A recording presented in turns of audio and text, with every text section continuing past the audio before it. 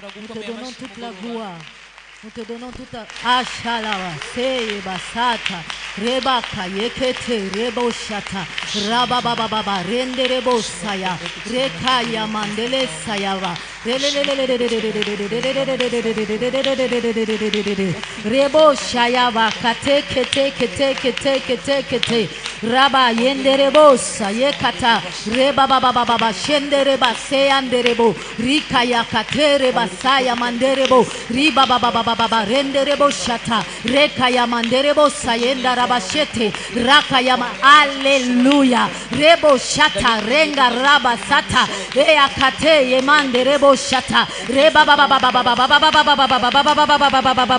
riba sanda rabashete rikata ramanderebo sayaba reve robo shanda rakata riba reke yamanderebo shata rikaya renderebo saye karaba reba reba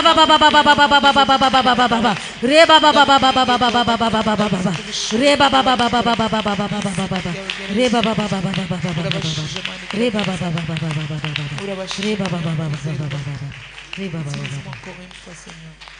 siège au milieu de nous, Seigneur. Siège au milieu de nous, Seigneur. Siège au milieu de nous, Seigneur. Et tire gloire de tout ce qui va se faire en ciel. Tu es le seul maître et le seul Seigneur en ce moment. Sur nos corps, sur nos âmes, sur nos esprits et sur l'atmosphère ensoleillée. Alléluia. Amen.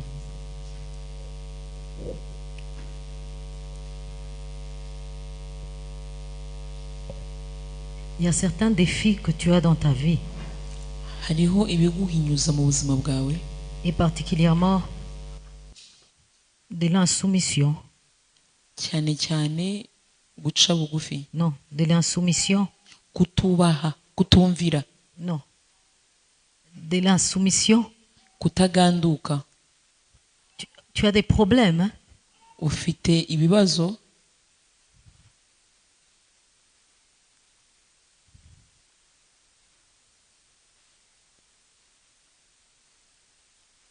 Le Saint-Esprit me dit, si tu saisis l'opportunité de cette année et que tu montes à sa dimension et que cette gloire qui lui appartient te couvre et que cette grâce de la révélation descend sur toi, il n'y aura plus d'insoumission. Non.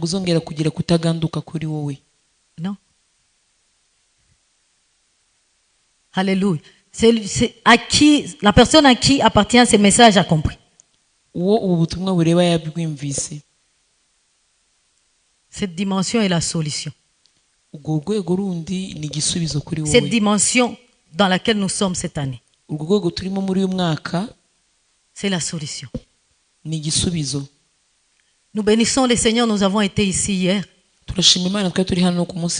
Et cette semaine, on nous a donné la tâche de définir ce que c'est la révélation. Et nous avons dit que nous n'allons pas définir la révélation selon les dictionnaires. Mais nous allons la définir selon la Bible. Et le verset que le Seigneur nous a mis à cœur pour définir ce que c'est la révélation, c'est ce verset. Proverbe 25, verset 2. La Bible dit la gloire de Dieu c'est de cacher les choses. Et la gloire des rois c'est de sonder les choses.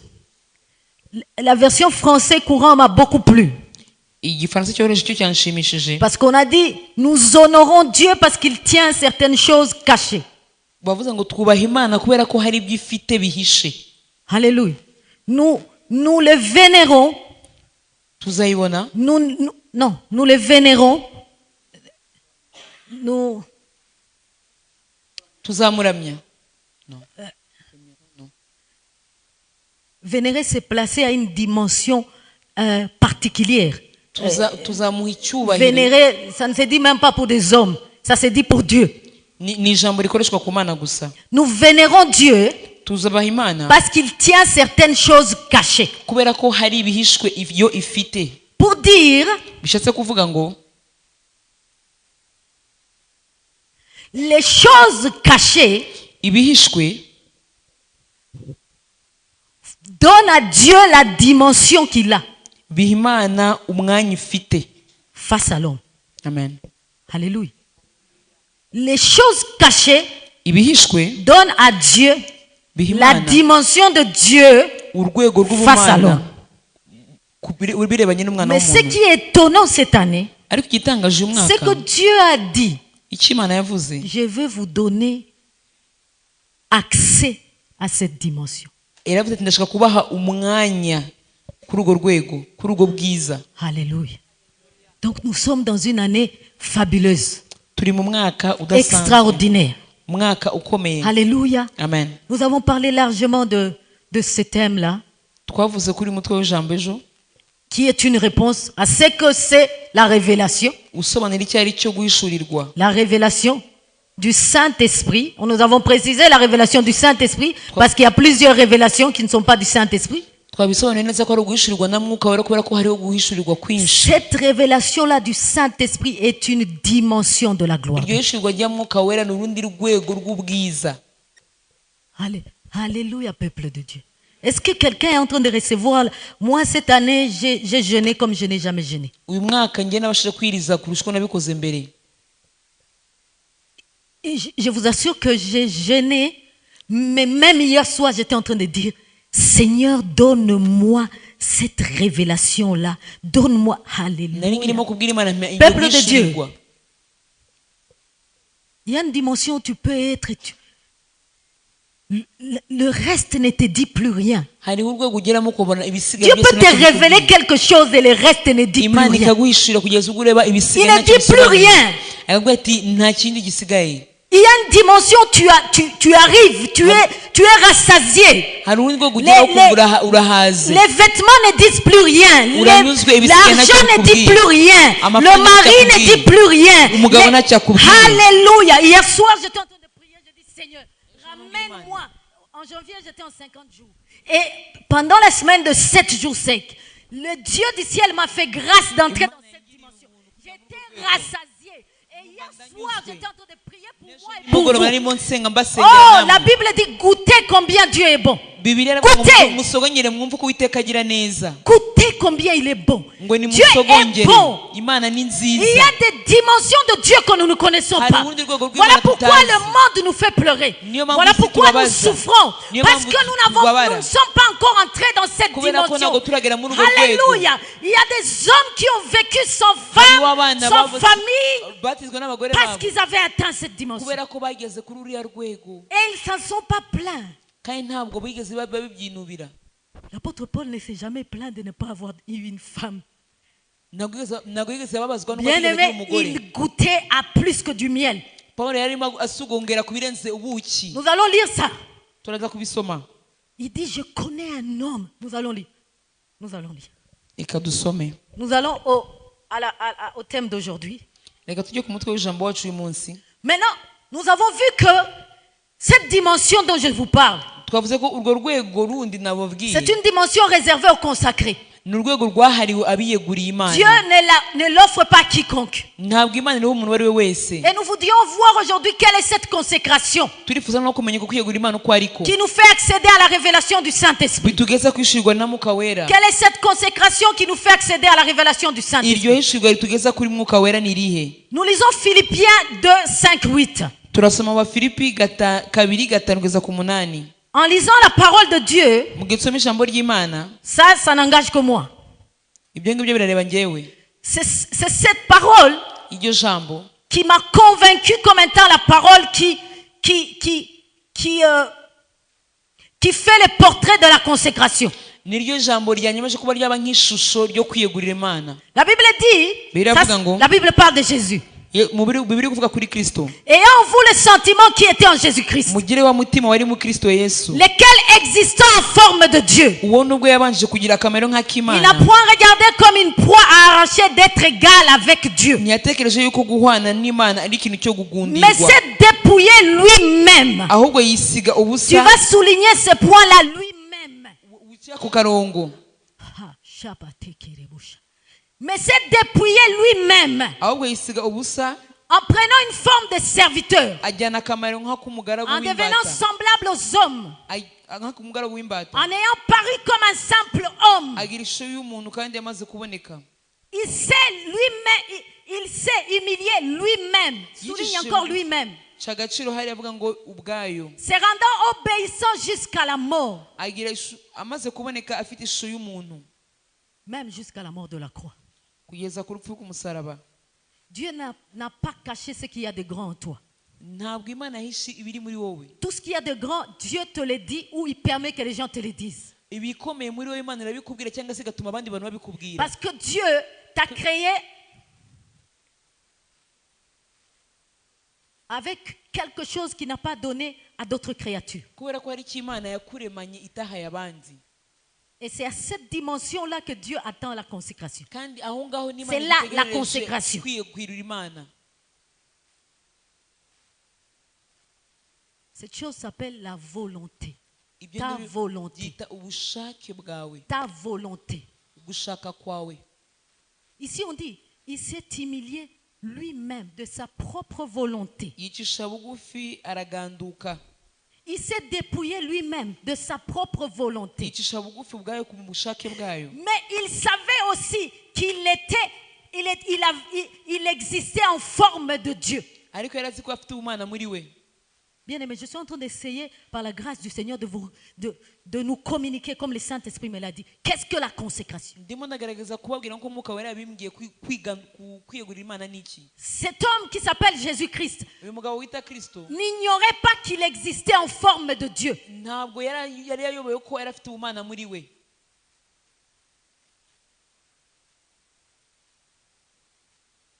Vous savez, si Satan, Niba Satani qui n'était pas, n'a jamais existé dans la forme de Dieu, utigeze ugira ubumana muri we, a essayé de prendre la place de Dieu. wagerageje gufata umwanya w'Imana. Alors, essayez de voir quelqu'un qui, lui, il existe en forme de Dieu. Tekereza noneho umuntu ufite muri we uzi neza ko afite ubumana muri Il we. sait, Arabizi. je suis Dieu sur terre. Arabizi neza ko ari Imana ku isi. Mais toute sa vie sur terre, Ariko ubuzima bwe bwose hano ku écoutez les isi. gens de parole qu'il a dites. Umva amagambo yavuze. Je ne fais rien que je ne vis au Père. Ntacyo ngora ntabonanye data. Ma nourriture est de faire la volonté du Ibiryo Père. byanjye ni gukora ubushake bw'Imana. Bien aimé, Dieu ne va pas te cacher ce que tu es. Ntabwo Imana izaguhisha uburi Il va même les chanter. Il va même les crier. Uzabivuga Tu cyane. vas entrer quelque part, les prophètes vont prophétiser. Uzinjira ahantu abahanuzi Tu vas aller babikubwire. travailler quelque part, on va dire, oh mais qu'est-ce que tu es joli. Uzajya gukora abantu bakubwira Les ati gens ni vont dire, mwiza. tu es intelligent. Abandi bakubwira ati uri Toi-même, tu vas umunyabwenge. t'évaluer, tu vas te trouver capable. Nawe uzabireba Tu usange vas ni voir byo. en toi les potentiels. Uzabona muri wowe ibyiza. Mais tu vas voir tout cela Ariko ibyo byose et de ta uzabifata propre volonté. ubushake Tu vas bwawe. ramener Dieu au-dessus de Ushyira toi Imana hejuru ya byose. et tu vas descendre. Wowe umanuke. C'est cela la consécration. Icyo ngicyo nicyo kwiyegurira Imana.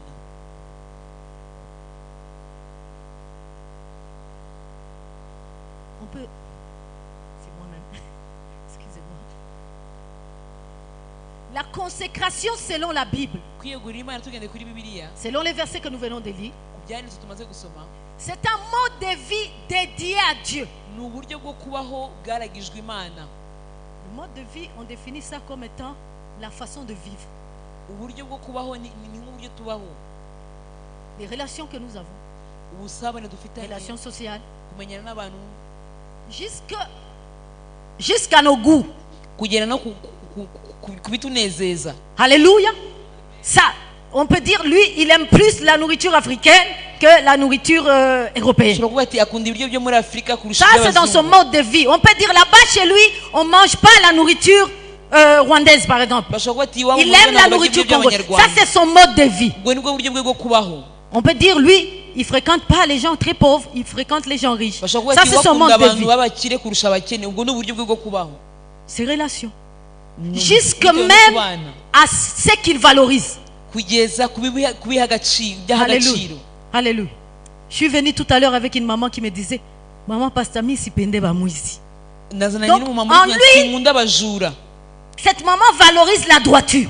Muri we Alléluia. afite kugendera ku murongo. Ça, c'est le mode de vie. Ni uburyo bwo kubaho. Maintenant, pour un consacré, Kugira ngo wegure Imana, son mode de vie est dédié à Dieu. ubwo buryo bwawe bwo kubaha bwaragijwe Imana. Sa façon de vivre est liée à Dieu. Uburyo bwe bwo kubaho bushingiye ku Mana. Alléluia. Ses relations sont liées à Dieu. Uburyo bwo kubana bushingiye Son ku Mana. habillement est lié à Dieu. Uburyo bwo kwambara Ses bushingiye ku Mana. fréquentations sont liées à Dieu. Abana nabo bishingiye ku Mana.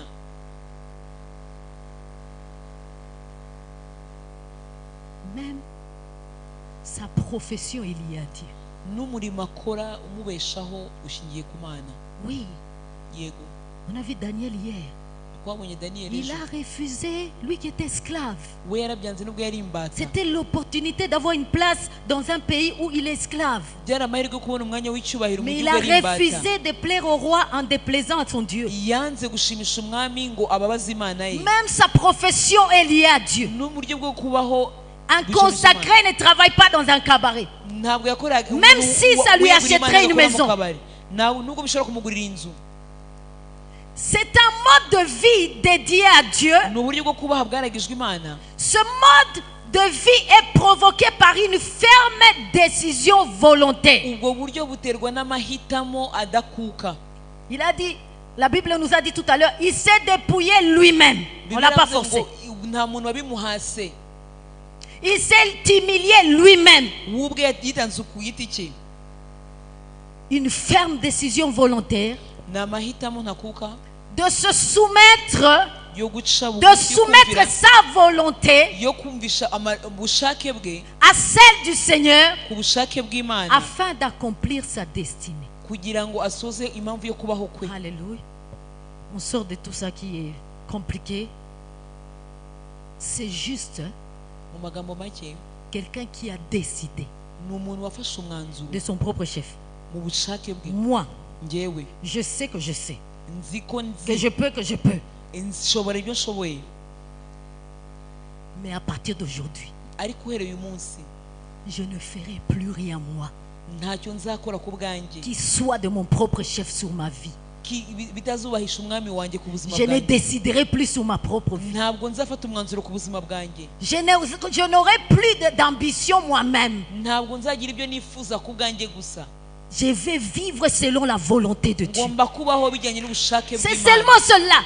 Nibyo ngibyo gusa. Maintenant, ici nous sautons on notait bien, on va revenir.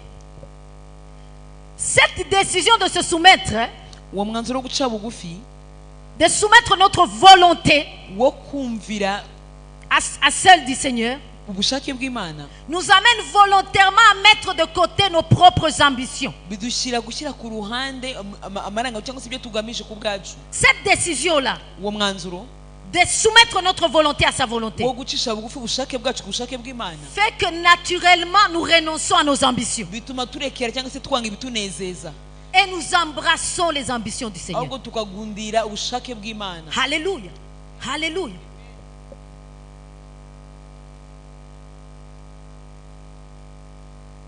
La suite, c'est celle dont je parlais hier. Maintenant, la prière, le jeûne, le service, la vie de sanctification Ubuzima bwo et tous les kwiyeza restes, n'ibindi ce bisigaye sont des outils qui nous permettent à nous consacrer. Nibidufasha. Ça nous permet à soumettre notre volonté. ni ibituma Alléluia. ubushake Ce bwacu sont des bucisha choses qui bugufi. nous permettent à soumettre notre Nibyo volonté. bidufasha, Mais aussi, ce sont des choses qui nous permettent d'extérioriser notre consécration. ariko nabyo bituma twagura Alléluia. kwitambira Imana kwacu. Ta vie de prière est une conséquence que tu as soumis ta volonté à Christ. Ubuzima bwo gusenga ni ingaruka y'uko wemeye Ta vie de service ici est une conséquence ou une manifestation de la soumission de ta volonté à Christ. ubuzima bwo gukorera Imana mu rusengero ni ingaruka z'uko wemeye guhebera ubuzima bwawe Kristo. Et quand ça bloque là-bas, Kandi iyo bigarukiye aho, quand ça bloque iyo bidashobora gukomeza cyangwa se gutemba aho ngaho dans la prière, dans les jeûnes, dans les services, mu gusenga no kwiyiriza no korera Imana, c'est que ça a commencé à bloquer là en haut. ni ukuvuga ngo byatangiye gupfira hejuru. C'est que la volonté, comment c'est en Kinyarwanda on dit kwiganza, hein? Dominer. La volonté dit non. Maintenant je vais faire ce que je veux. ukaba ikigande ukavuga ati ndashaka gukora ibyo nshaka. Quand tu vois que la prière tu n'y parviens pas, les jeûnes tu n'y parviens pas, les services tu n'y parviens pas, toutes ces choses tu ne parviens pas, ibyo byose utageraho, ta volonté, ubushake bwawe elle est en train de se réveiller. bwamaze gukanguka muri wowe, Et elle est debout. burahagaze cyane. Elle dit je vais faire ce que je veux. ukavuga ati ndakora ibyo nshaka gukora. Alléluia. Alléluia. Maintenant dans cette définition il y a trois choses clés. muri kiriya gisobanuro harimo amagambo atatu ari ngombwa. Il y a la volonté. hariho ubushake. On dit on va soumettre la volonté. ni gute ushobora gucira bugufi ubushake bwawe? Mais qu'est-ce que ça veut dire la volonté pour nous? ubushake kuri twebwe ni iki? Selon la Bible, ça veut dire quoi ta volonté? bibiliya irabisobanuraho iki? Ta volonté, c'est ce pouvoir-là que Dieu t'a donné à faire le choix. nubwo bushobozi Imana yaguha gukora amahitamo. L'arbre n'a pas cela. Un arbre n'a pas ça. ibiti ntabwo bifite ibyo ngibwo Une bushake. montagne n'a pas cela. ntabwo umusozi ushobora kugira ubwo Mais toi, bushobozi. Dieu t'a donné cette grâce. ariko wowe Imana Il t'a yarabiguhaye, donné ce pouvoir. yaguhaye ubwo Tu bushobozi. peux dire non et ça va être non. ushobora kuvuga hoya kandi Bien-aimé, ikaba je hoya. t'annonce que Dieu ne va jamais te forcer d'adhérer dans le plan parfait qu'il a pour ta vie. ntabwo Il va pas te forcer. azabiguhatira kubikora niba utabishaka. Il est tellement bon Imana ni nziza cyane, qu'il t'a donné ce pouvoir. yaguhaye ubwo bushobozi bwo gukora amahitamo. Tu as pouvoir sur ta vie. ufite Tu peux dire moi je n'entrerai jamais à l'église. ushobora kuba utashobora kujya mu rusengero. Pourquoi il y en aura qui vont aller en enfer? Mais parce qu'il y en a qui leur volonté. hari abazajya mu muriro kubera ko ubushake bwabo gusa. Non, je dis il y en a qui leur volonté hari abo restera gushaka kwabo déterminée jusqu'à leur mort que je ne buzahora veux pas bwemeza de Dieu. yuko badashaka Imana mu buzima bwabo, Et Dieu ne forcera pas. kandi Imana ntabwo izabibahatira. Alléluia. Il ne forcera pas. ntabwo ibibahatira. Check bien ta volonté. suzuma neza ubushake bwawe. Est-elle à genoux devant Christ ou est-elle debout? burapfukamye imbere y'Imana cyangwa burahagaze? C'est cet homme-là dont sa volonté est à genoux devant Christ uwo mugabo ufite guca bugufi mu mahitamo ye qui partage la gloire de Dieu. niwo usangiza cyangwa se winjira mu bwiza bw'Imana. Alléluia. Et maintenant, c'est quoi la destinée en Christ? C'est quoi la destinée en ni Christ? iki kugira hazaza muri Kristo? J'ai béni le Seigneur pour le papa diacre qui était là. Il a parlé de Jérémie 29, 11. Car je connais les projets. yatubwiye muri Yeremiya 29. Car je connais les projets que j'ai formés sur vous. ati Alléluia. nzi Oh, imigambi alléluia. mbafitiye. C'est quoi la destinée en Christ? none ni iki hazaza hawe muri Kristo? La destinée en Christ, umugambi wawe muri Kristo c'est ce plan-là que Dieu a formé sur toi. niyo mugambi Imana Avant de igufitiye te ku buzima créer, bwawe mbere yo il a kukurema. formé un projet sur toi afite imigambi et yashyize tu kuri es le wowe, seul mandaté à accomplir ce projet. kandi wowe wenyine ushobora gushyira mu Personne bikorwa iyo d'autre ne migambi. peut accomplir ce projet. nta wundi muntu abishyira mu Je bikorwa. vais dire à quelqu'un Alléluia. ndashaka kubwira umuntu, Un jour on dit à Jean-Baptiste, umunsi umwe babwira Yohana umubatiza mais toi tu baptises les gens. ati wowe ubatiza Mais abantu, toi tu es en train d'attirer des foules. wowe urimo urahamagara abantu Mais benshi kuri wowe, qu'est-ce que tu dis de toi? Tu es qui? wowe urinde? Il dit je ne suis pas le Christ. aravuga ati sindi Kristo, Je ne suis pas un prophète. nta nubwo ndi umuhanuzi, Je ne suis pas Élie. nta nubwo ndi Eliya, Je suis la voix de celui qui crie dans les ndi ténèbres. mu ijwi ry'abantu uvugira mu butayu. Bien-aimé, Dieu avait un projet Imana yari imufitiye umugambi d'envoyer son fils sur terre. kugira ngo yohereze umwana wawe ku Mais il isi, fallait qu'il ait un précurseur ariko agomba qui le kumubanziriza précédera uzabanza et mbere qui ye, préparera son chemin. uzategura inzira ze. Alors Dieu dans son labo, Imana muri gahunda yayo il crée Jean le Baptiste. arema Yohana umubatiza. C'est la même chose pour nous tous, pour toi et moi. niko bimeze kuri wowe nanjye. Tu n'existes pas au hasard. ntabwo wabayeho kubw'impanuka, Tu n'es pas le résultat de la rencontre de ton ntabwo père uri et de ta mère. igisubizo cy'ababyeyi bawe. Non, Oya. non. Ça n'a rien à voir avec ça. ntaho bihuriye ibyo Tu ngibyo. n'es pas sur terre pour travailler et nourrir tes enfants.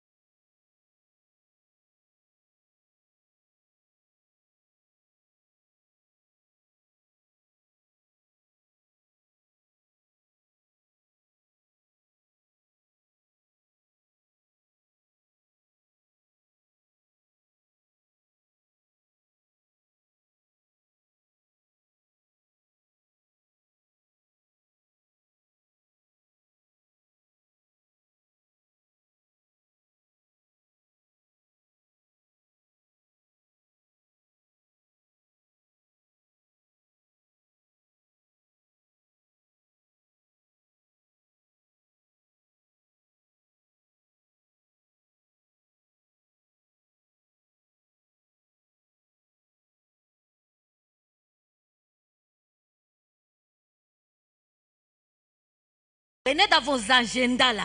Mufate Avant muri de agenda commencer zanyu. ta journée, Mbere yo prie kugira pour umunsi cette wawe, maman. umusengere. La Bible dit, Dieu ne voit pas ce qui frappe les yeux. Ntabwo Imana ireba ibikubita abana Dieu voit au b'abantu. cœur. Imana ireba imitima. Dieu voit au cœur. Imana yo ireba mu mitima. Dieu voit au cœur. Yo ireba mu mutima. Il ne voit pas ce qui frappe les yeux. Ntabwo ireba iby'abana b'abantu Dieu bareba voit au amaso, cœur. ireba mu mutima. Il valorise selon le cœur. Iha agaciro bitewe n'umutima.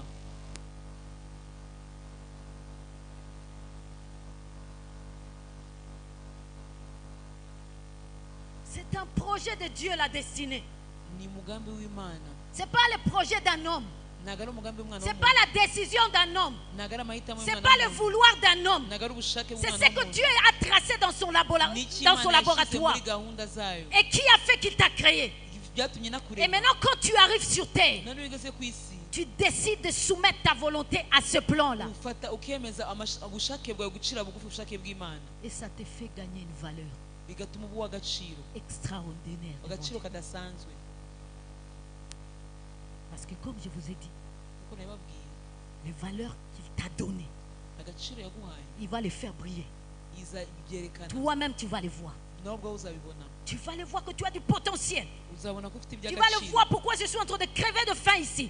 Vous Tu vas le allez voir, voir. mais pourquoi est-ce que je suis humilié ici. N'écoutez Tu vas pas le voir, mais votre fille, pourquoi je suis, selon le monde, en dessous de mon potentiel. Kuki Alors Kristo je veux avuga me n'ibyo libérer de nshoboye. cela et je Ibyo vais ngibyo exploiter bikureho. le potentiel qui est en moi. Hanyuma nerekana ibyo mfite muri njyewe. Voilà le monde. Iyo ngiyo Voilà ni la chair. umubiri. Voilà Satan. Reba Satani. Il ne va pas cacher. Ntabwo azabihisha. Même Satan va te le dire. Azanabikubwira. Il a dit à Christ, Abwira Kristo mais il est écrit sur toi. ngo byanditse kuri Si wowe. tu sautes de ces Nuwitera hejuru les anges vont venir t'accueillir. ukagwa hasi Imana izatega abamarayika. C'est vrai qu'il était écrit. Yego biranditswe. C'est vrai qu'il était écrit. Yego biranditswe. Mais Jésus venant sur terre, Ariko aza ku isi il y'Kristo s'était dépouillé de sa yari volonté yarikuyeho ubushake pour bwayo faire de la volonté du kugira ngo akore Père sa ubushake priorité. bw'Imana. Alors, Noneho il n'a pas fait sa volonté. ntabwo yakoze ubushake bwe. Parce qu'il dit, je fais ce que je vois au Père. Avuga ati ko nkora ibyo Il nakubonye n'avait mu jamais vu data. au Père qu'il s'est jeté du dessous Ntabwo yigeze abona du se temple yijugunya hasi pour prouver qu'il est fils de Dieu. kugira ngo yemeze ko ari umwana w'Imana. Alors il l'a jamais fait. Ntabwo yigeze abikora. Qu'est-ce que l'ennemi t'apporte toi? N'icyo umwanzi akuzanira. Toi tu viens toujours à la chorale avec la même habit, le Uza même mu habit, rusengero wambaye ya myenda idahinduka muri la korali. même tenue. Umwenda udahinduka. Et les autres sont pimpantes, jolies. Abandi baba bambaye neza basa neza. Tu vois, tu es belle. Urabona uri mwiza. Si tu acceptais cet homme-là, Ni wemera gusa uriya mugabo toi aussi tu t'habillerais bien. nawe ushobora kwambara neza nk'abandi. Et quand tu te regardes dans le miroir, tu vois, tu es vraiment belle. Kandi niyo wirebye ubona uri mwiza koko. Mais devant ce miroir-là, tu dis, Ariko bwira iyo ndorerwamo. écoute-moi, ma chère. Unyumve Ça, neza ce sont wowe les gusa. ennemis de la consécration que je cite. Abo ngabo Écoute-moi, ma nibo kubwira chère. n'abanzi bo kwiyegura Imana wumva wowe mu nshuti nziza. Écoute-moi, le monde. Nyumva neza wasiwe. Écoute-moi, Satan. Nyumve nawe Satani. Je suis déjà morte. Je n'ai pas de volonté. Ntabwo nyifite ubushake bwanjye narapfuye. Bien-aimé. Et je vous transmets les salutations de mon mari, que j'aime beaucoup. Mbaye indamukanyo z'umugabo wanjye nkunda cyane. Il est en 50 jours de prière, c'est pour ça qu'il n'est pas là. Ari mu minsi 50 yo gusenga niyo mpamvu adahari. Je veux parler un peu de mon mari. Ndi bumuvugeho gato. Mon mari est né d'une grande famille. Umutware wanjye avuka mu muryango ukomeye. Il est le fils aîné de toute cette famille. Kandi niwe mfura muri uwo muryango. Et il y avait plusieurs opportunités devant lui. Kandi yagiye abona amahirwe menshi Non, imbere ye. il est né ayant devant lui plusieurs opportunités. Yavutse abona amahirwe amuri imbere. Vous savez, comme on prépare un peu comme David avait préparé pour Salomon. Nkuko David yateguye umuhungu we Salomo. On l'a envoyé dans les études qu'il fallait pour qu'il devienne ce qu'on avait préparé pour lui. Bamuhereje mu bigo byiza yige neza kugira ngo azabe bifuza ko azaba we. Et je ne sais pas si c'est malheureusement ou heureusement, quand il est arrivé là-bas aux États-Unis, Amaze kugera muri Amerika il a fait la rencontre de ces grands dieux que nibwo yahuye na Kristo. nous sommes en train d'adorer ici. Turimo turaramya hano. Et il est rentré avec un agenda un agenda tout autre que celui de sa famille. agarukana gahunda zitandukanye n'izo mu muryango we wamushakagaho, Et il est devenu la déception de sa famille. aba nk'umuntu baciye intege cyangwa se wapfiriye ubusa. La déception. Yabapfiriye Je ubusa. vais parler à quelqu'un. Ndimo ndabwira umuntu, Tant que le monde ne te voit pas comme étant une déception, niba isi itarabona ko uri umuntu upfuye udafite icyo tant que tu umaze, veux réjouir ce monde-là, niba wifuza kunezeza iyi tu si, ne vas pas atteindre cette dimension de Dieu. Oh. ntabwo uzagera kuri ya rwego rw'Imana. Tant que tu vas vouloir satisfaire le monde, Niwifuza kunezeza iyi si,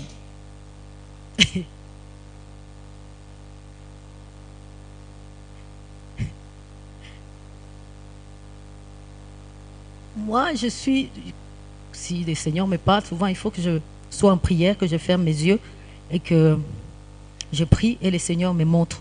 ngomba Il gusenga faut que je kugira ngo sois mbe concentré. ngomba kugira ngo mbe mpagaze neza ntuje muri nge. Mais mon mari, lui, il peut être en train de s'asseoir comme ça et puis il regarde comme ça et puis il te dit, et ça va être comme ça, comme ça, comme ça, comme ça. Mugabo njye Avant que ashobora je kuba le yicaye, connaisse, hein, agahita akubwira je ibiri ne mu prenais pas ces choses au sérieux. mbere yuko mumenyane musobanukirwa neza ntabwo numvaga ibyo avuga. Mais de plus en plus, quand il parlait des choses, après que je les ai vues, je suis, ah, lui, il est de ces gens-là qui prophétisent bimaze debout, kuba ni ngombwa les yeux ouverts. ari muri ba bantu bahanura amaso afunguye gutya. Il y a un homme qui était venu le voir Hariho umuntu waje kumureba il y a quelques années, haciye imyaka, parce qu'il avait une entreprise de l'autre côté. kubera ko yari afite entreprise mu rundi Et les choses allaient mal comme elles vont présentement. ibintu byari bimeze neza nk'uko bimeze Non, uyu non, munsi. les choses allaient mal. Ibintu ntabwo byari bimeze neza. Et le monsieur, il était sur une natte. Il était entré en prière parce qu'il était KO. Il avait peur pour son investissement Uwo là-bas. muntu yagiye mu masengesho kuko afite ubwoba bw'amafaranga yashoye. Et c'est lui qui me raconte. Chaque fois que je le vois, il me raconte ça. Buri gihe umugabo iyo duhuye ambwira iyo nkuru. Et il paraît que mon mari, pendant qu'il est arrivé, il l'a trouvé dans cette chambre-là. Mu gihe umugabo wanjye yageze aho ngaho mu cyumba ari Il gusenga, était juste comme ça et puis il lui dit, il ferme pas les yeux. Hein? Il lui ntabwo dit, yarafunze amaso aramureba amubwira ati, c'est le monsieur qui me dit. uwo mugabo niwe arimo abimbwira. Ase, unajua kama bwanako alikuwa tu hivi. Ase, mimi naona amani ya mingi sana kweli. Ati ndi kubona amahoro menshi cyane. Amani sana Amahoro menshi cyane iwawe. ya miaka mingi. Non, de l'autre côté. Ndi kubona ufite amahoro cyane muri kiriya gihugu kindi cy'abaturanyi. Vraiment, upashe babaika ta. Ntabwo akagombye no kubabara. Et puis il paraît qu'il était parti. Hanyuma yaho arigendera. Et le monsieur, ça n'avait pas fait une semaine. Uwo mugabo ntabwo Il yaciye était yonyine. rentré et que Yaratashye. son entreprise, jusqu'à présent, il travaille. N'entreprise Alléluia. iracyarimo Cet kwigira. homme-là, il ne ferme pas les yeux. Et vous savez, ça, avoir accepté d'être la rusée de sa famille, Kwemera gusuzugurwa n'umuryango we lui a donné. Alléluia. byamuhesheje. On peut nous amener encore Philippiens. On retourne. Bon, c'est moi qui est là. Vous savez, Doucement, les la Philippe. technologie, on ne la maîtrise pas. Est-ce qu'on peut nous donner les passages qui après ça? Après qu'il s'est dépouillé, est-ce qu'on peut nous donner ça? Umurongo wa 9. Quelqu'un va nous trouver Philippiens 2. Et on descend. Là où c'est écrit, c'est pourquoi. Vous connaissez, non? C'est pourquoi. Ah, c'est pourquoi. Nicyo C'est cyatumye. pourquoi ne vient pas quand il n'y a pas eu dépouillé de lui-même. Nicyo cyatumye ntabwo bishobora kuza niba atari ukwitambo bwawe. Est-ce qu'on peut nous mettre ça? Ça, c'était pas prévu dans les slides. Mais ça vient là. C'est pourquoi. Nicyo Donc, cyatumye. on dit Jésus, lequel existant en forme de Dieu, n'a point regardé comme une proie à arracher d'être égal à Dieu, mais s'est dépouillé lui-même en prenant une forme de serviteur, un Dieu qui prend la forme d'un serviteur. Il a pris la forme d'un serviteur, il n'ignorait pas qu'il était Dieu. Devenant semblable aux hommes, il savait qu'il était Dieu, il devient un homme. Et ayant paru comme un simple homme, il ne devient même pas un homme grand, un homme connu, il devient un homme simple. Yabaye umugabo usanzwe. Il s'humilie lui-même, il Yicisha sera bugufi obéissant jusqu'à la mort. kugeza ku gupfa. Un Dieu qui meurt. Il Imana accepte ipfa. d'être le Dieu dans toute l'histoire qui est mort. Imana yo ku isi yose Et ishobora kuba yarapfuye. même, il ne prend pas la n'importe quelle mort. ntabwo yapfa izina iryo ari ryo ryose Il meurt la mort de la croix. apfa ku rupfu Une rw'umusaraba mort impure. urupfu rutari rwiza Maintenant, il y a un c'est pourquoi. hariho ku murongo wa 9 aho bavuga ngo icyo cyatumye Ah, tu peux lire ça en swahili. nicyo cyatumye Imana C'est imushyira pourquoi. hejuru cyane C'est pourquoi Dieu l'a souverainement élevé. Il ne l'a pas élevé comme les gens élevés. Ntabwo yamuzamuye Il nk'uko abantu l'a élevé bazamura. comme un souverain. yamuzamuye nk'Imana Il y a beaucoup de gens élevés, hariho abantu benshi bashyirwa hejuru mais il y a une élévation ariko souveraine. hariho guhishyurwa kurenze Celle-là, elle est Achata. amen C'est une élévation qui t'amène à t'asseoir avec les souverains. ni ukuzamuka gushyira ku kicara Et peu n'abanyacyubahiro bakomeye n'importe cyane quel souverain. atari abanyacyubahiro abo ari bo bose Le souverain des souverains. umunyacyubahiro uruta abandi Dieu tout-puissant. Imana nyir'icyubahiro La Bible dit ceci. biravuga ngo Il est assis à la droite du Père. yicaye iburyo bwa data Il lui a dit, assieds-toi à la... yicaye iburyo bwa data C'est pas que c'est à nous ou pas. aho ngaho nibo barimo bavuga Mais c'est pas donné à n'importe qui. ariko ntabwo bihabwa uwo ari we wese Je vous assure, même dans la cuisine. Vous savez, avant que je vienne, muzi ko mbere y'uko nza il m'a dit ceci. Il m'a écrit une note parce qu'on ne se voit pas. ntabwo turi kubona nawe yambwiye ati Il m'a dit, j'allais sortir et il a cogné comme ça. J'ai pris la note. Et mbere il m'a y'uko dit nsohoka ceci. yambwiye ati Ça sera vraiment profond et les gens vont être touchés dans les cœurs. Est-ce que vous yambwiye êtes ati touchés dans les abantu cœurs? baraza gukorwaho kuko uraza kuvuga amagambo akwiriye Il m'a dit, ça ne sera pas shout ce soir. nabwo ati ntabwo buri buze kuvuga Ça sera ibisanzwe le ngo cœur, uvuge. ça va entrer. biraza kuba ari ku mutima kandi biraza kwinjira Pourtant, on ne se parle pas. Il dort dans sa chambre, je dors dans ma chambre. On ne se parle pas. Ntabwo Il ne tubonana, sait pas, ari mu il ne cyumba connaît cye, pas ni mu cyumba de quoi cyanjye. je suis en train de parler. nta nubwo azi ibyo ndimo kuvuga nonaha Mais ce sacrifice-là, ubwo bwitange il s'est dépouillé. ko bwatumye Il a yitanga accepté ce que je viens de vous dire. yaremeye ibyo mbaje kubabwira Il a reçu. yakiriye Pour recevoir de la part de Dieu, il faut laisser. kugira ngo ugire icyo wakira kivuye ku Mana ugomba kugira icyo urekura C'est pourquoi aussi Dieu l'a souverainement élevé. nicyo cyatumye Il lui a Imana imushyira donné le hejuru nom cyane qui est au-dessus de tout nom. ikamuha izina risumba ayandi mazina yose De sorte que dans les cieux, sur la terre, kugira tout ngo genou mu isi, fléchisse. mu ijuru, Jusqu'à la, n'ikuzimu, juste à la mention de ce nom-là. kugera muri bavuga gusa iryo zina Pas que juste la mention. kurivuga gusa iryo zina Et que tout puisse donner gloire. byose bitanga icyubahiro biha icyubahiro Nous continuons avec notre... dukomeze Donc je ne sais pas si vous venez de comprendre. La consécration, kwiyegurira Imana c'est un état ni- de ni- vie ni uburyo bwo kubaho que quelqu'un a choisi. umuntu ahitamo Parce qu'il a compris kubera ko yasobanukiwe qu'il n'est pas le fruit d'un hasard. ntabwo ari imbuto ibonetse yari yose cyangwa ntabwo ari imbuto yapfuye kuza idafite iyo Mais gahunda il est un projet de Dieu sur terre. niwe arimo umugambi w'Imana hano ku isi Il est un projet de Dieu sur arimo terre. umugambi w'Imana hano ku isi Et parce qu'il a compris qu'il est un projet de Dieu kubera sur ko terre, yabisobanukiwe noneho il renonce à sa propre volonté. akareka ubushake bwe Sa propre volonté qui est un droit légal que Dieu lui a donné. ubushake Imana yamuhaye kuba yakora nk'uko Dieu n'a jamais dit, je vais te maudire si tu décides sur ta ntabwo vie. Imana yamubwiye ati ntabwo nzakuvuma Il nufata lui a umwanzuro ku donné buzima ce bwawe pouvoir-là. yamuhaye ubwo bushobozi Mais lui-même, ariko we ubwe il décide. ifata umwanzuro Tant que je suis sur terre, mu gihe nkiri hano ku isi ce pouvoir, je le mets de côté. nzashyize ku ruhande ubwo bushobozi Je bwanjye n'userai jamais de ce pouvoir. ntabwo nzigera nkoresha ubwo gushaka ko nshaka Mais je suivrai les plans que Dieu m'a ahubwo nzareba destinés. umugambi Imana imfitiye Voilà la consécration. nicyo kwiyegurira Imana Maintenant, nous allons voir ça. Nous avons vu ça dans la vie de Daniel. twabonye mu buzima bwa Daniyeli Nous allons prier ce soir. turaza gusenga uyu mugoroba Nous avons vu ça dans la vie de Daniel. twabonye mu buzima bwa Daniyeli Ici, dans ces tableaux, nous voyons les cas de gens qui ont vécu la manifestation de la gloire de Dieu par la révélation du Saint-Esprit. turabona abantu biyeguriye Imana bakabona ubwiza bw'Imana Nous avons vu hier Daniel. icyo twabonye Daniyeli Au verset 8 du premier chapitre, ku murongo wa 8 il a résolu, c'est ce que la Bible dit. Bibiliya avuga ngo yagambiriye mu mutima Il we a décidé yafashe umwanzuro de ne pas se souiller. wo kutiyandurisha Et regardez le verset 17. umurongo wa 17. La conséquence. Dieu lui accorde à lui et ses autres frères we n'abandi bavandimwe b'inshuti ze de l'intelligence dans toutes les lettres.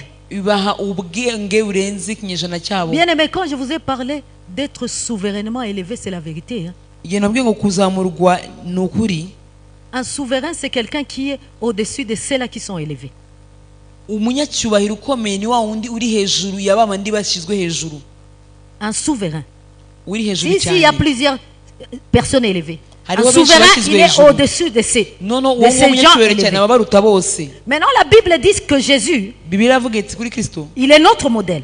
niwe tugenderaho. Parce qu'il a pris sa volonté, il l'a soumis au Père. kubera ko yacishije bugufi ubushake bwe. Dieu l'a élevé au-dessus de ceux qui sont élevés. imana yamushyize hejuru y'ibiri hejuru. Alléluia. Tous ceux qui sont élevés sur terre sont en dessous de Jésus. abari hejuru bose hano ku isi Et bari lui, munsi ya il est Kristo. élevé au-dessus d'eux. we ari hejuru ya Ça bose. veut dire parce qu'il est notre modèle. bivuze ngo kubera ko turebera Si amashusho yacu nous marchons dans ses pas nitugendera mu et nous ntambwe ze suivons ce que lui, il est, tugakurikira icyo we et ari nous cyo soumettons aussi notre volonté, tugacisha bugufi ubushake bwacu nous serons souverainement élevés dans les domaines où nous sommes. tuzazamurwa hejuru cyane aho turi cyangwa se aho dukorera. Bien aimé, les années qui viennent, vous allez le imyaka voir, iri imbere il y a des découvertes qui vont être faites dans les domaines scientifiques. hariho amahishurwa azaboneka mu banyabwenge. Et ça sera par des chrétiens. ntabwo bazabara abakristo. Et ce sont nos enfants. Cette bazabara génération qui abakristo ari vient. abana bacu. On va plus parler d'Einstein, Vous connaissez ces grands scientifiques? murabizi b'abavumbuzi Ça sera des bavumbura chrétiens. bazaba ari abakristo noneho. Dieu me l'a dit. J'ai déjà rencontré plusieurs personnes à qui Dieu a dit ça. imana maze yarabimbwiye maze Que kubona benshi nos Imana enfants yabibwiye. ici vont découvrir.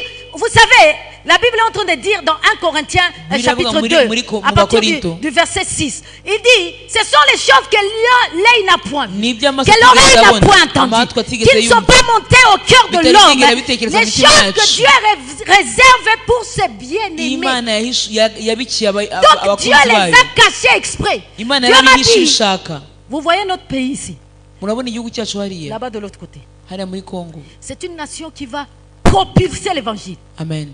ni igihugu kizavuga ubutumwa bwiza. C'est temps de la fin qui arrive.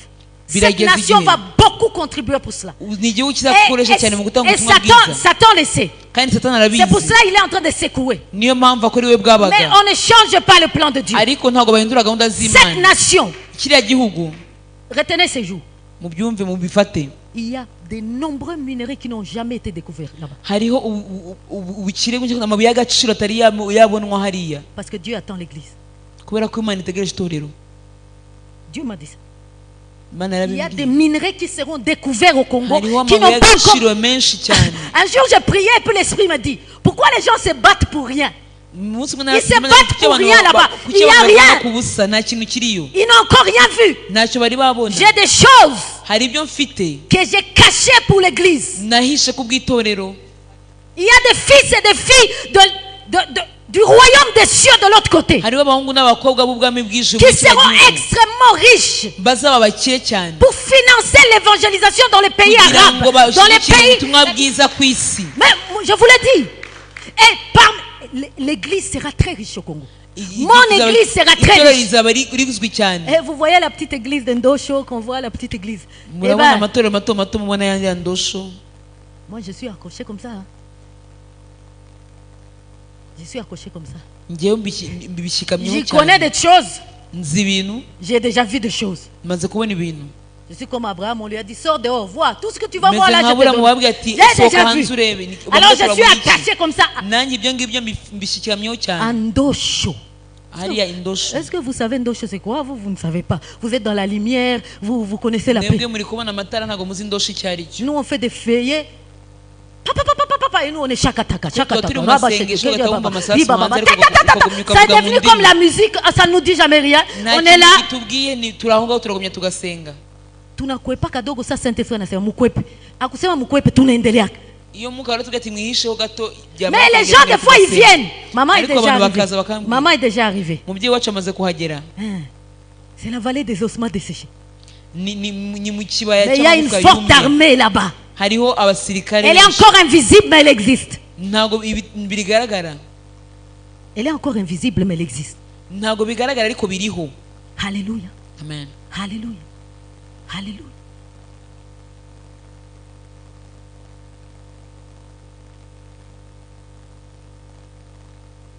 Nous voyons le cas de l'apôtre Paul. turebe urugero rw'intumwa Pawulo. Philippiens 3, 7 à 8. Abafilipi 3:7-8. Mais ces choses qui étaient pour moi des gains, ariko ibyari by'agaciro kuri njyewe je les ai regardées comme une perte à cause de Christ. nabibonye nk'atari iby'agaciro ku bwa Kristo. Et même je regarde toutes choses comme une perte à cause de l'excellence de la connaissance de Jésus-Christ, mon Seigneur, kandi kubera ubumenyi mfite muri Kristo umwami wanjye, pour lesquels j'ai renoncé à tout. aho nanze byose nasize byose, Et je les regarde comme de la boue, nkabibona nk'aho ari ubusa afin de gagner Christ. kugira ngo mbone Kristo muri njye. Si vous montez, si vous allez à partir du verset 1er jusqu'à 7, vous allez voir, l'apôtre Paul est en train de décrire les richesses qu'il a. L'apôtre Paul était romain. L'apôtre Paul était juif. yari umuyahudi. Il était pharisien. Être pharisien, c'est la classe de... comment je peux dire? C'est la classe là, c'était parmi les classes les plus élevées. yari umufarisayo kandi baba ari abantu bakomeye cyane. Des dirigeants religieux de l'époque. nibo bayoboraga muri icyo gihe. Il va citer toutes ces choses. ibyo bintu byose arabyerekana. Et puis il dit, ces choses-là, ibyo byose qui étaient pour moi, qui avaient de la valeur, byari iby'agaciro kuri njye, j'ai décidé nahisemo de les regarder comme une perte. kubireba nk'aho bidafite agaciro. Et vers la fin, mu gusoza aravuga il dit, ati il regarde toutes ces choses comme de la boue, kandi ibyo byose mbona nk'aho nta gaciro bifite, afin de gagner Christ. ari ubwo kumenya Kristo. Ça, c'est la consécration. ibyo ngibyo ni byo kwiyegurira Imana. Alléluia. C'est une volonté intérieure. Ça n'a rien de manifestation extérieure. nta kintu bigaragaza hanze, Ça ne commence pas à l'extérieur. ntabwo bigaragarira hanze, Ça ne commence pas à l'extérieur. ntabwo bigaragarira Non, hanze, ça ne commence pas à ntabwo l'extérieur. bitangirira hanze, Ça commence à l'intérieur. bitangirira mo imbere. Parce que si ça commence à l'extérieur, Iyo bitangirira hanze tu vas finir par te fatiguer. uzananirwa. Ta motivation à la consécration ne doit pas venir de l'extérieur. ubushake bwawe mu kwiyegurira Imana Ne gushobora doit pas guhera venir parce hanze. que tu aimes trop Restoration Church. ntabwo ari ukora kuri Ne Restoration doit pas Church venir parce que cyane. tu aimes comment Maman Jemima ntabwo prêche. bizaba kubera Ça ne ko doit pas venir parce que tu aimes Maman Béa, tu aimes le pasteur. abashumba. Ça doit venir parce que ta volonté y est bigomba engagée. kuza kuko ubushake Même bwawe, si on te jette dans la forêt équatoriale, tu es niba consacré. bagusiga no mu ishyamba En dessous uzaba d'un uyoboye arbre, tu Imana. fais tes 40 jours. uzakora iminsi 40. C'était le cas de Daniel. Ni bwo Il bwa était Daniel. jeté à Babylone. Yari muri Il est Babylone. resté consacré. Yari Il yeguriye n'y avait Imana. pas un souverain nta sacrificateur. mutambyi wari uhari, C'était une affaire de volonté. byari ubushake gusa. Et maintenant, nous voyons la manifestation. noneho turebe kugaragazwa 2 kwayo. Corinthiens 6, 9, 10. Abakorinto ba kabiri 6:9 La Bible dit ceci. biravuga ngo Comme inconnu, quoique bien connu. Comme mourant, et voici nous vivons. Comme châtié, quoique non mis à mort. Comme attristé, et nous sommes toujours joyeux. Comme pauvres, et nous enrichissons plusieurs. Comme n'ayant rien, et nous possédons toutes choses.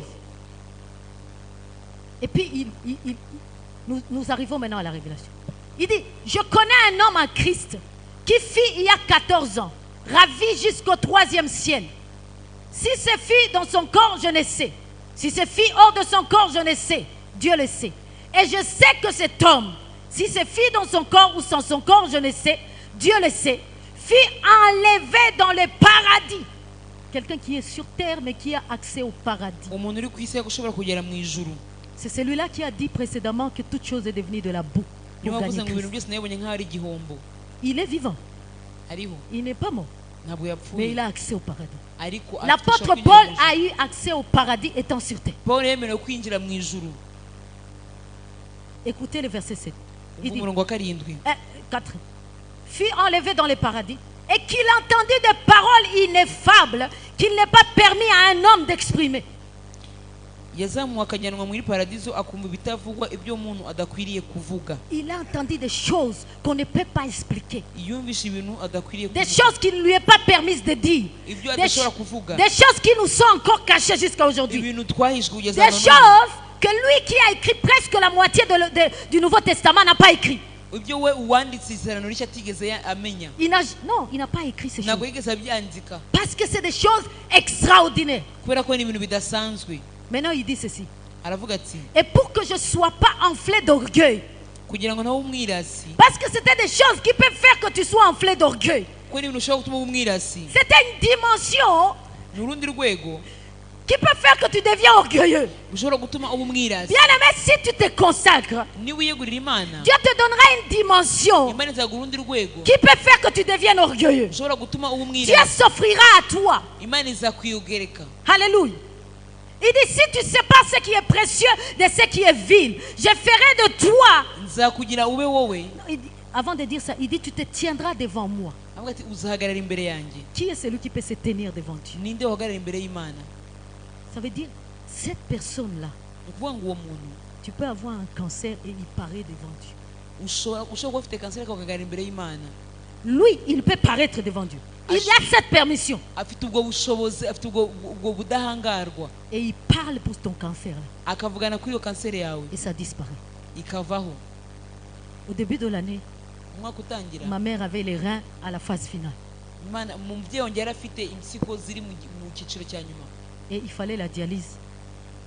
Mais même ça n'allait pas faire quelque chose de grand. bagerageje kumuvura ariko ntacyo byatanze Parce que c'est que, vous savez, ce qui arrive à ceux qui ont les reins, ça lui elle était dans cette situation-là. abantu murabizi neza abantu barwaye impyiko iyo bageze ku gihe cya nyuma ukuntu Et bigenda mon mari et moi, nous sommes allés voir l'apôtre. jyewe n'umutware wanjye tujya kureba apotre Et nous sommes arrivés, il était dehors au balcon. yari ahagaze hanze kuri balcon Et il nous a dit, mettons-nous à genoux. aravuga ati nimupfukame Avec lui. hamwe nawe On s'est mis à genoux sur son balcon. Ceux Tura- qui y vont tura- connaissent. turapfukama ku rubaraza Et on a parlé en langue. tangira kuvuga mu Et nzira il a prié. arasenga Il a prié. arasenga Je sentais comment il soupirait au-dedans de lui. naye numvaga uburyo Il arimo soupirait amagambo au-devant- uburyo au-dedans yari de arimo ahumekera muri we Et après, comme 15 minutes, nyuma y'iminota nka 15 il a dit Amen. aravuga ati amen C'est fait. byabaye Et aujourd'hui, ma mère a les reins comme les reins d'un bébé. uyu munsi afite impyiko zimeze nk'iz'uruhinja Certifié par l'hôpital militaire de Kanombe. byemejwe n'ibitaro byari by'i Kanombe Il dit si tu ne sais pas ce qui est précieux. niba utazi Ce qui est précieux, c'est ça. Ce qui est précieux, c'est paraître dans la présence de Dieu. iby'agaciro C'est ça qui est précieux. Ce qui est précieux, ce n'est pas avoir de l'argent dans le compte. Ntabwo Bien ari kugira aimé, amafaranga muri nous za étions en konti. train de planifier comment vendre des propriétés à Goma. twari turimo tureba ukuntu ushobora kugurisha amazu yacu mu Goma Et même cela, le médecin nous avait déjà dit, on va tenter. twari turimo tugerageza tugira ngo ni ukugerageza Mais gusa. aujourd'hui, elle a les reins comme un bébé. ariko uyu munsi afite impyiko zimeze Certifié. nk'iz'uruhinja Et dernièrement, j'étais allée la voir. Elle me dit, quand j'arrive à Kanombe, ça devient la bousculade chez, aravuga ati chez les médecins. iyo ngeze i Parce que les Kanombe gens s'appellent, abaganga bose venez ntibabyumva, voir la vieille là. barahamagarana. Venez voir la ati vieille. muze murebe wa mukecuru wakize Il dit, si tu ne sais pas ce qui est précieux. Ni Bien utazi aimé, qu'est-ce qui est iby'agaciro. précieux pour toi? ni icy'agaciro kuri wowe Tu sais, même après toi, tu peux paraître devant Dieu. Tu peux paraître. Moi, je vis pour paraître devant Dieu pour mes enfants. Même quand je ne serai pas vivante, je paraîtrai pour mes enfants. Je paraîtrai, alléluia. Qu'est-ce qui fait que tu te réveilles chaque matin? Qu'est-ce qui fait que tu te bats chaque matin? Qu'est-ce qui fait que tu travailles chaque matin? Est-ce que c'est pour les choses précieuses? ni ku by'agaciro gusa Est-ce que c'est pour les choses précieuses? ni iby'agaciro ukorera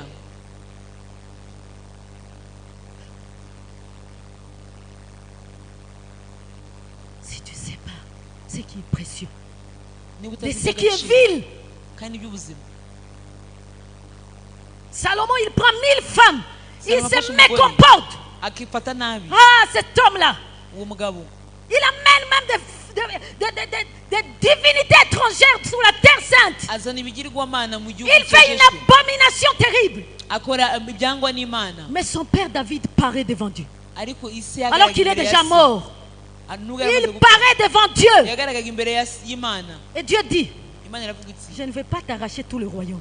ntabwo ndi Je bukure vais ubwami laisser bwose. une lampe allumée sur la Ndigusigeho itabaza rito cyane famille de David à cause de lui. ku muryango wa David kubera we Salomon trouve grâce à cause de David. Salomo yagiriwe ubuntu ku bwa Dawidi Pourquoi est-ce que tu travailles? kubera icyo ukora Il faudrait que Dieu se souvienne de moi. imana igomba kukwibuka Dernièrement, je parlais avec mes enfants. umunsi navuganaga n'abana Je banjye leur ai dit ceci. ndababwira nti Le jour où papa et moi, nous ne serons plus, umunsi tuzaba tugihari njyewe na papa wanyu invoquez le Dieu de votre papa et mon Dieu. muzahamagara imana Et ya papa wanyu réclamez vos n'iyanjye. droits. Elles étaient Kandi là musabe bizarres. ubushake À me regarder comme ça. musake J'ai umugabane dit oui. wanyu. J'ai dit oui, faites-le. ndavuga ni muzabikore Et Dieu le fera. kandi Imana Et je izabikora. leur ai parlé de cette histoire de Salomon. mbabwira inkuru J'ai ya dit, Salomo, faites-le. muzabikore Parce que nous investissons. kubera ko hari aho turimo Il a dit investissez Gushora. au ciel, là où il n'y a Turimo pas de gushora teigne, mu là où il n'y a ijuru. pas de voleurs. ahatari Nous abajura. investissons. turimo turashora.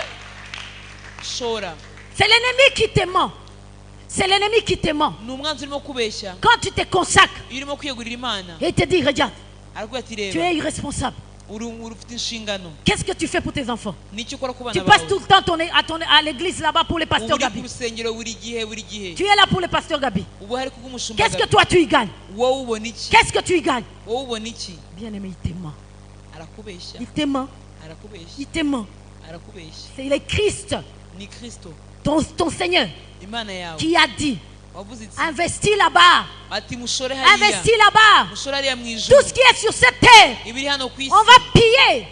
nibyo natanze. Est-ce que c'est faux? ese arabeshya? Est-ce que Jérusalem n'a pas été pillée?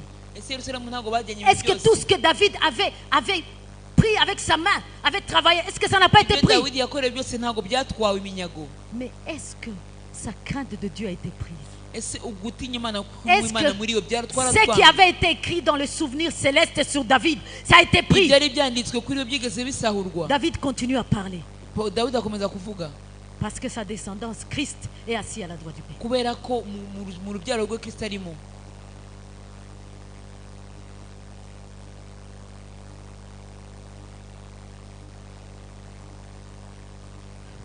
On lui a mis une écharde pour être humble.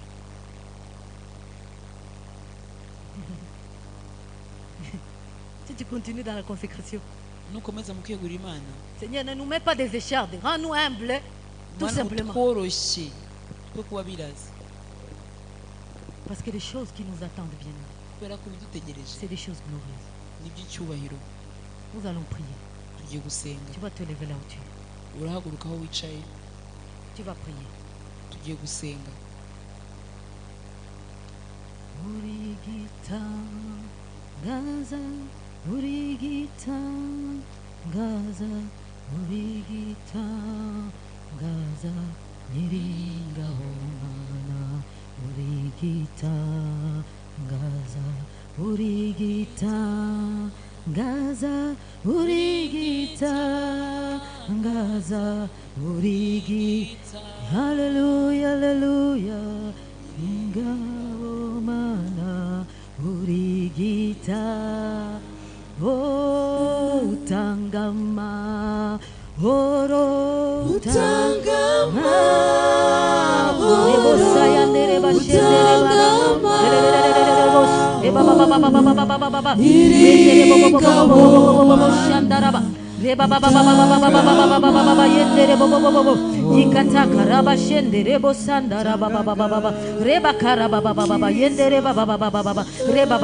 commence à prier, il est là, le Saint-Esprit.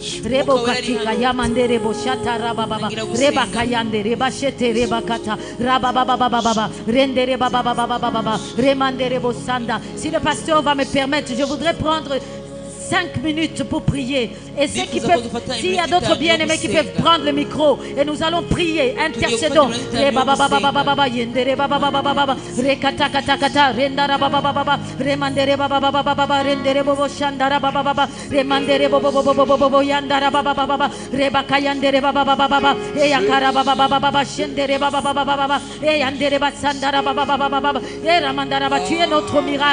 Tu es notre miracle, tu es notre miracle, tu es notre miracle, tu es notre miracle, tu es notre miracle.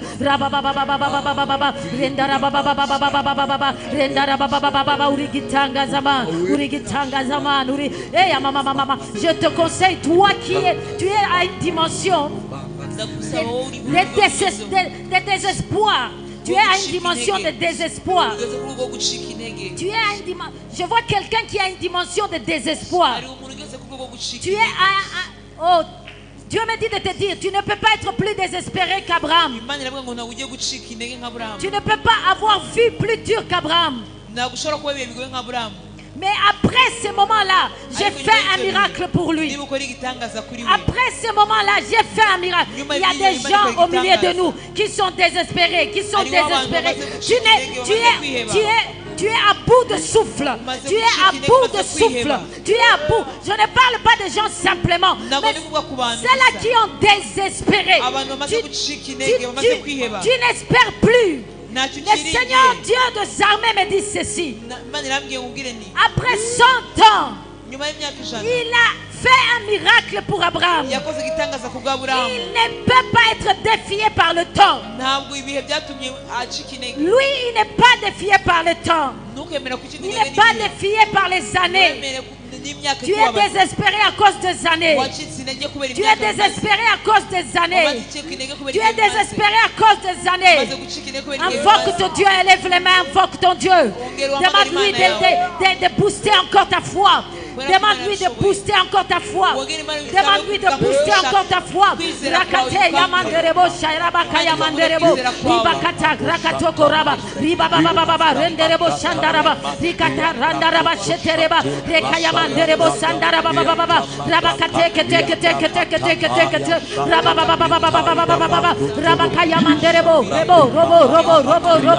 robo rikata randaraba rabakayandereba baba ribakara souffle l'esprit de Dieu. Rendere bachete, rebakaya baba, rendere baba baba, yendere baba baba, ribakata kata, ramandere baba baba, rabakaya ndere baba baba, rekaya mandere boshata, ribakaya mandere boshete, rikata kaya baba.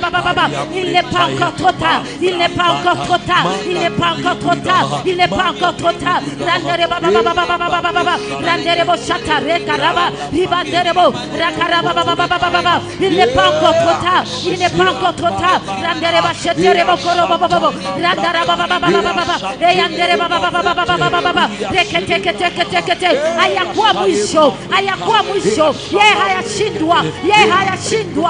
hayashindwa ke ayakwa mwisho rakataka ya baba rendere baba souffle l'esprit de Dieu, souffle l'esprit de Dieu, souffle l'esprit de Dieu, souffle l'esprit de Dieu, souffle ramandara baba rikaya baba rendere baba esprit du Dieu vivant, esprit du Dieu vivant, esprit du Dieu vivant, esprit du Dieu vivant, esprit du Dieu vivant, rendere boshata rebakaya mama rendere baba il est là rakata remandere boshata ribakaya mandere bossa ribakaya baba Père éternel nous te voulons, Père éternel nous te voulons, Père éternel tunakutafutaba usikuyaloba tunakutakaba acha tukuone Bwana tembea Bwana wa majeshi tembea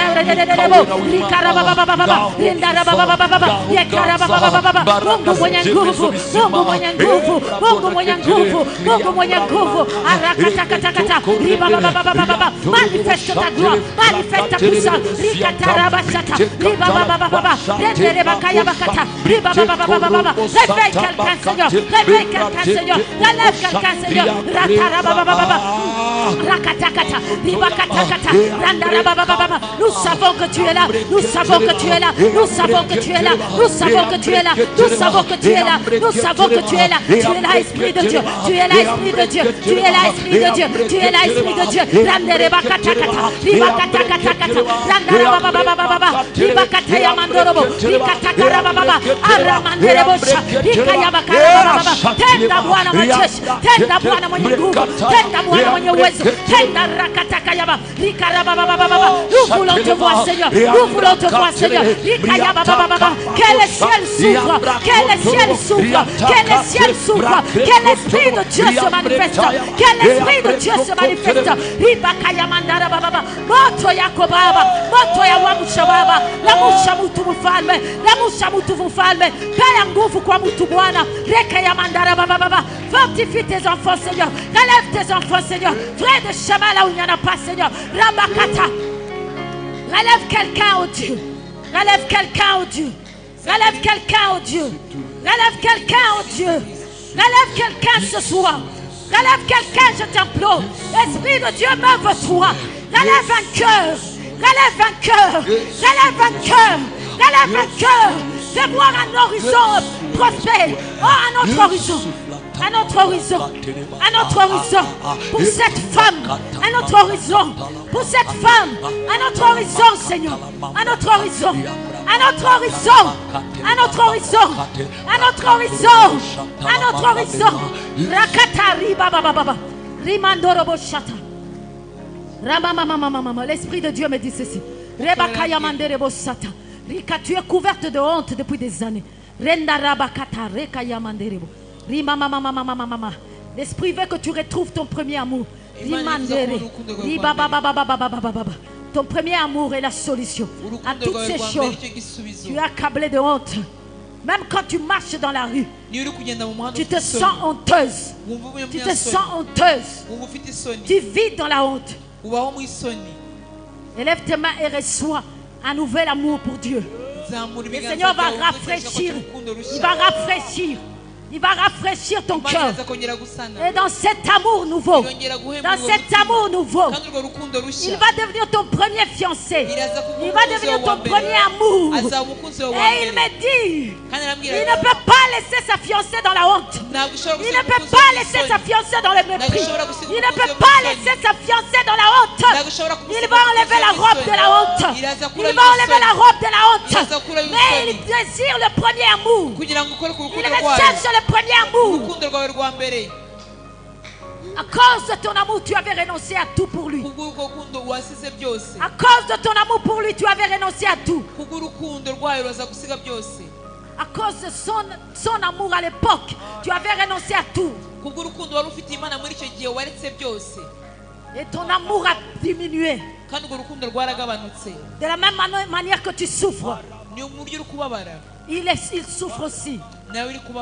Parce qu'il se souvient de toi comme sa bien-aimée. Et il a mal que tu vives dans la honte.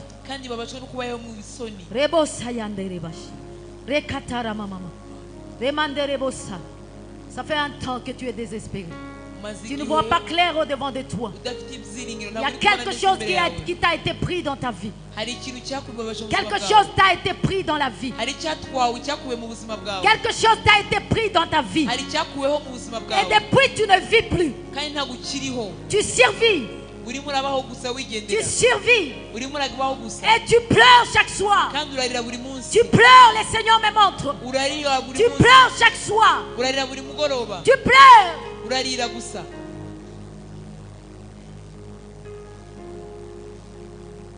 Il dit qu'il est ton partenaire. Il est ton partenaire. Il est ton partenaire. Il est ton partenaire. Élève tes mains. Et demande-lui de t'ouvrir les yeux. Pour que tu le voies. Étant vivant. Auprès de toi. Seigneur notre Dieu. Merci pour ta parole de ce soir.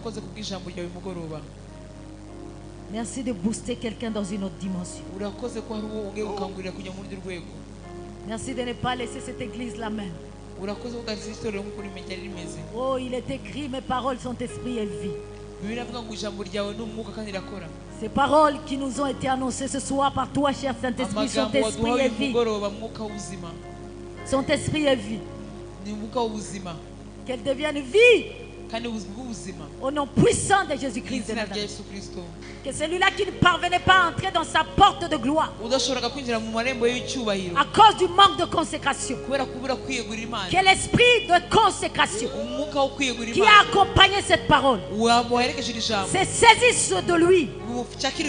Que ça ne soit pas une affaire de lui, mais que ça soit une affaire de l'esprit. Car il est écrit, ce n'est ni par la force ni par les armes, mais c'est par mon esprit, dit l'Éternel. Au nom de Jésus, nous avons ainsi. Amen.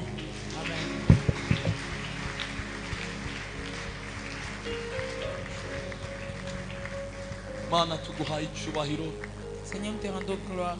Nous disons merci. Nous t'avons promis qu'à la fin de toutes choses, nous te reviendrons pour dire merci. Que tu sois glorifié. Nous disons merci pour ta bien-aimée. turagushimye mwami ko iri jambo Disons twakiriye merci pour la parole que nous avons reçue. nukurura igitangaza mana yo kwiyegurira Tu es merveilleux, Seigneur. abakwiyeguriye baba mu bitangaza Ceux ko qui se sont biyegura imana consacrés à toi vite igitangaza dans le miracle. mana tuzamuye ibiganza byacu Nous levons nos mains.